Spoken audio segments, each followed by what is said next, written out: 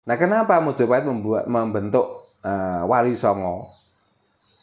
Karena di samping dia adalah dekat dengan raja, dia dianggap mampu untuk merayu orang-orang Nusantara ini supaya apa? Dengan dimasuki ajaran agama Islam, rakyat-rakyat yang tadinya memberontak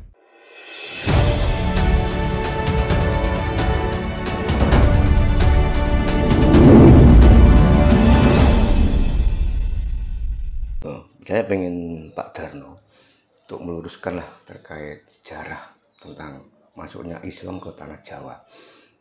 Tadi saya baca di medsos bahwa masuknya Islam ke tanah Jawa ini kan tidak lepas dari Wali Songo, Pak. Yang saya menjadi tanda tanya dalam hati saya itu terkait Wali Songo itu merupakan keturunan dari Nabi Muhammad. Nah, ada lagi yang mengatakan bahwa sebenarnya Wali Songo itu keturunan Cina. Nah, sebetulnya yang benar itu yang mana, Pak? Apakah benar Wali Songo itu keturunan dari Nabi Muhammad? Monggo, Pak. Saking sonten saking pinanggih. Salam rahayu saking dumadi kagem sederek ingkang mirsani channel YouTube Surya Alam ten pundi kemawon pidalem. Mugi tansah pikantuk berkahipun Gusti ingkang Karo Jagat. Mangsuli pitakenan bilih apakah benar Islam datang ke Nusantara itu dibawa para wali. Sesuai kalih sejarah sing kula tampi lan sejarah ingkang kula pelajari bahwa para wali songo niku keberadaane lan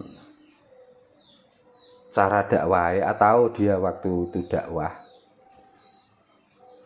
niku kan Nusantara niku sampun dicepeng salah setunggalipun kerajaan ingkang paling ageng dan paling terakhir ya menika kerajaan Mojopahit.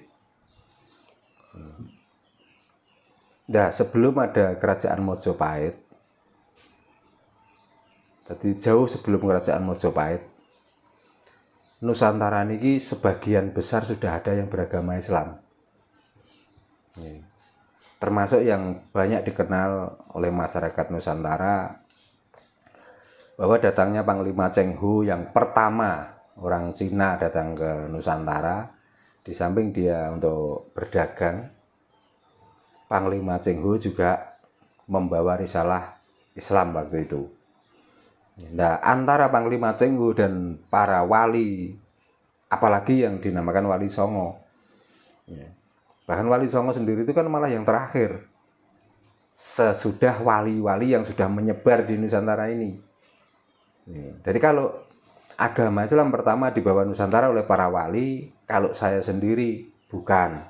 Betul sepakat nggih, Pak? Betul sepakat. Masalahnya sakderenge wonten Wali Songo, Nusantara niki sudah ada pemeluk Islam. Dan contohnya Panglima Diponegoro. Kalau dibanding dengan runtuhnya kerajaan Mojopahit,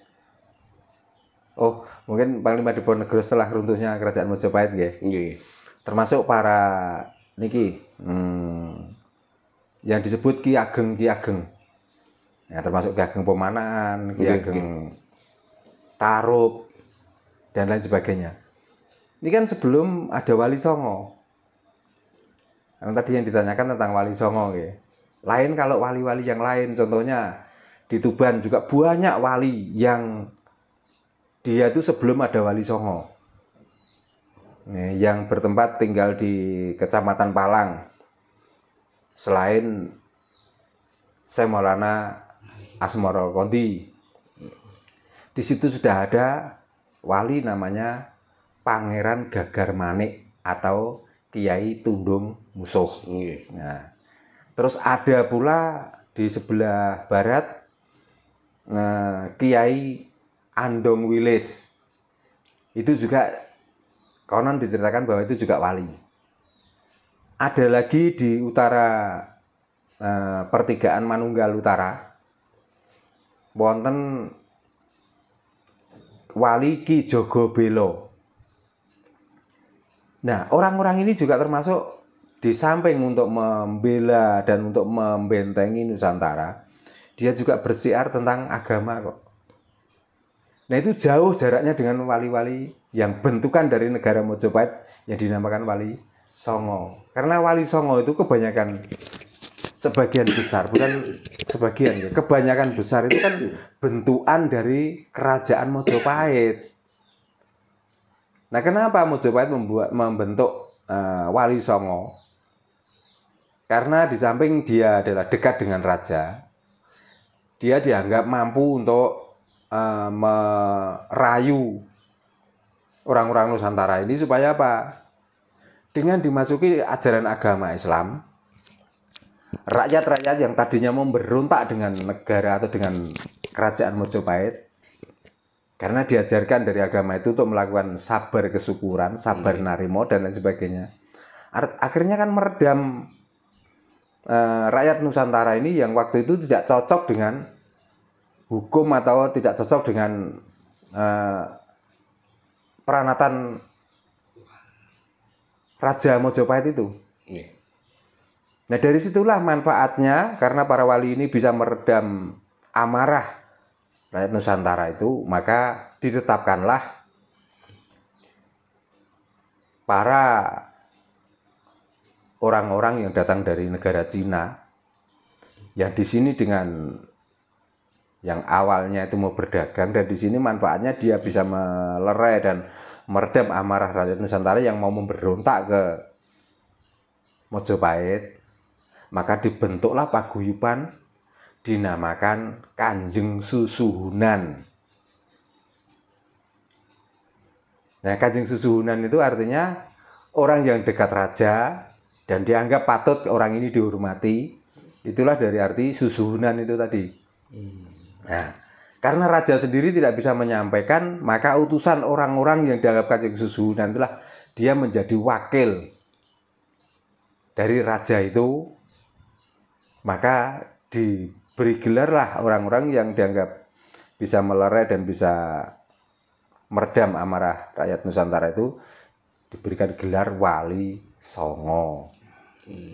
Karena ada yang menceritakan bahwa orang-orang dari Arab katanya waktu itu sudah mengirim wali yang pertama sampai 9 kali, maka wali yang terakhir dinamakan Wali Songo. Itulah menurut versi mereka. Untuk apa? Untuk menguatkan bahwa di sini itu seolah-olah negara yang tidak, tanpa didatangi para wali, negara yang tidak beragama. Atau orang-orang yang tanpa didatangi wali, orang Nusantara ini orang yang kurang beradab. Nyatanya dengan rajanya sendiri mau kudeta, mau berontak. Kan itu klaim sepihak sebenarnya. Iya, betul. Nah, orang Nusantara itu gimana tuh? Orang Nusantara itu kan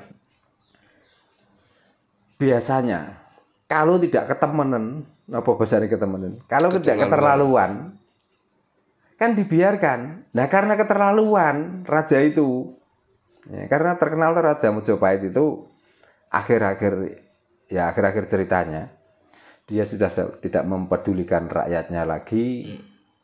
Dia tidak mengedepankan tentang kemakmuran rakyat, tapi dia mengedepankan keegonya sendiri dan mengedepankan kepentingannya sendiri. Contohnya, saat ini Syekh Maulana Ibrahim Asmorokondi mau masuk ke sini, ya, karena dia mencari saudaranya yang di Trowulan, yaitu Syekh Jumadil Kubro atau Syekh Murtolo waktu itu. Akhirnya ketemunya di kerajaan Mojopahit dan di situ sempat berdialog.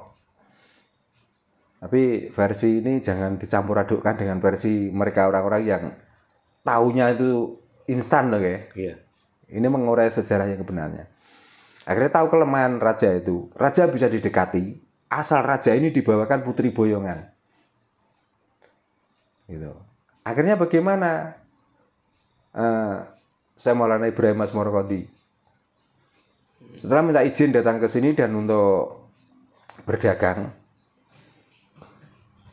dan dia membawa putri boyongan waktu itu namanya walaupun orang Cina, walaupun orang Tiongkok, ya, namanya Dewi Anorawati. Ya.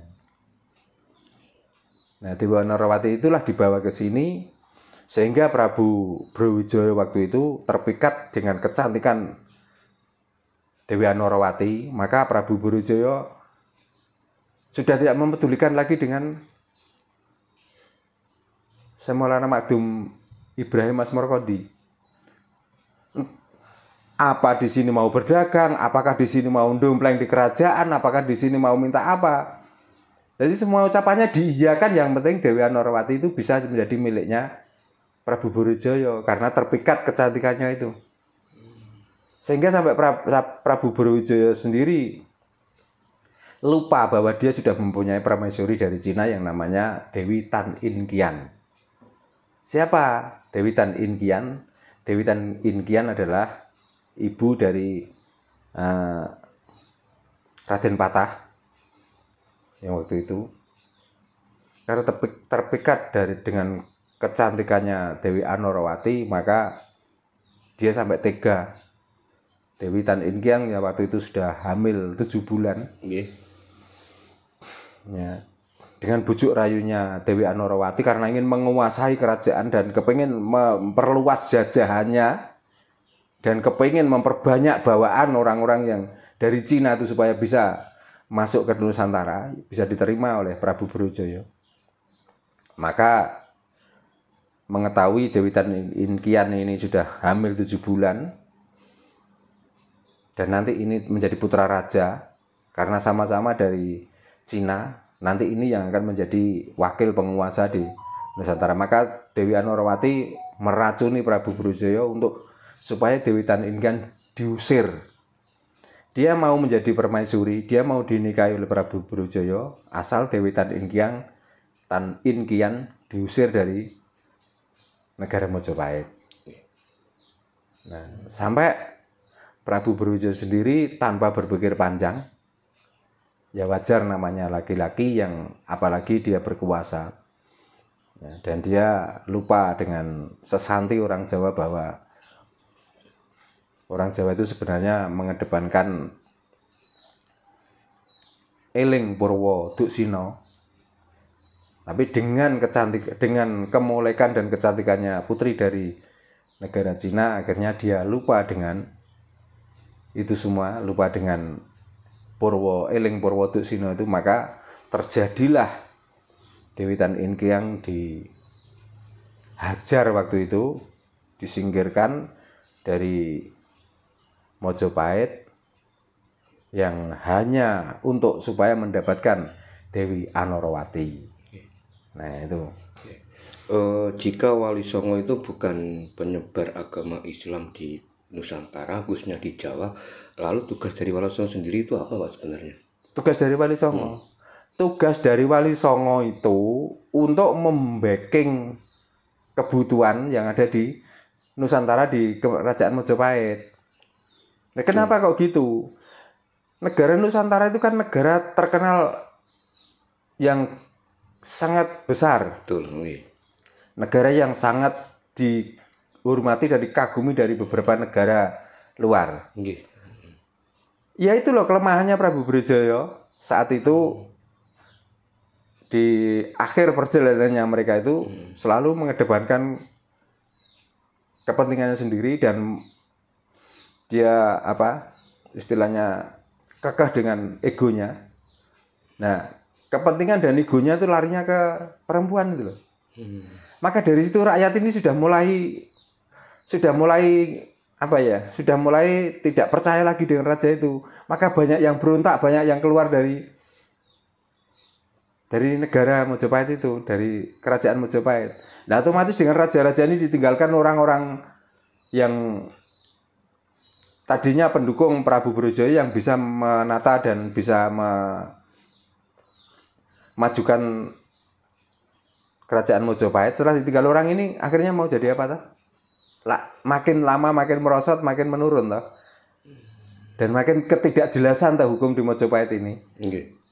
Nah, setelah orang-orang ini sudah mulai keluar, kan banyak para kepatihan, para adipati yang berontak, Ronggolawe yang sudah dihadu domba perang dengan kaki Nambi, lalu kerajaan-kerajaan Teluan yang dari Ndoho, dari Singosari, ini sudah akhirnya kembali lagi ke kerajaan sendiri, tidak mau mendukung lagi Raja Mojopahit. Kan akhirnya ringkih. Lah dari keringkihan itulah dengan egonya Sang Prabu Brojo itu, maka dia mendatangkan orang-orang asing itu. Lah kebetulan orang-orang asing ini di sini satu dia mempunyai keahlian, ya ada yang ahli niaga, ahli perang, ahli tata negara. Maka orang-orang ini dimanfaatkan untuk mendukung kejayaan negara Mojopahit itu. Nah di samping itu, orang-orang ini sebelum datang ke sini dia sudah belajar dan sudah memahami tentang agama Islam itu.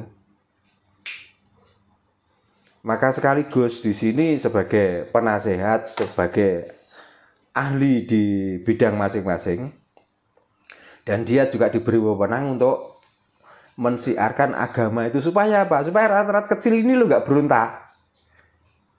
Jadi dengan agama itulah untuk melerai kemarahan rakyat itu loh sebenarnya.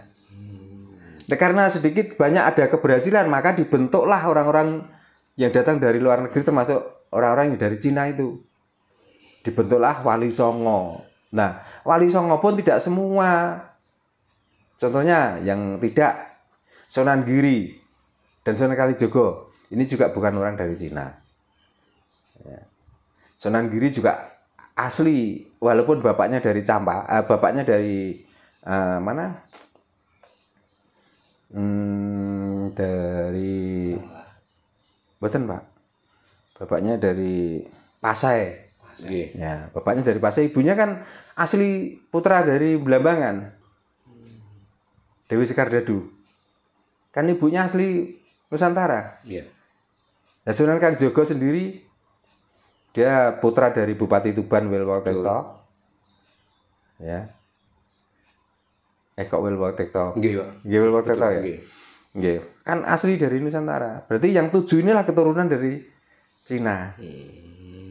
Yang diawali dari Bun Ana, siapa? Raden ya dari Bong Suwiho Sunan Ampel. Dari Bong Suwiho Sunan Ampel inilah menurunkan anak-anak itu. Nah, semua anak-anaknya ini diperuntukkan untuk maksudnya keberlangsungan kerajaan Mojopahit. Namun dengan terbentuknya mereka ini kan Mojopahit itu sudah dihambang kehancuran. Karena apa? Ya di antara wali ini sendiri ya, kalau menurut saya ada sengkuninya yang untuk menghancurkan negara Mojopahit itu sendiri. Itu dari wali sendiri, Pak? Dari wali sendiri. Karena apa? Sudah tahu kebobrokan dari Raja Mojopahit ini.